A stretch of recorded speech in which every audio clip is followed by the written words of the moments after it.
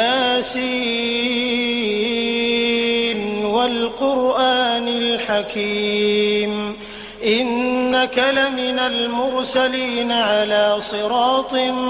مستقيم تنزيل العزيز الرحيم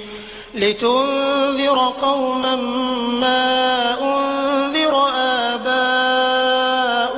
فهم غافلون لقد حق القول على أكثرهم فهم لا يؤمنون إنا جعلنا في أعناقهم أغلالا فهي إلى الأذقان فهم مقمحون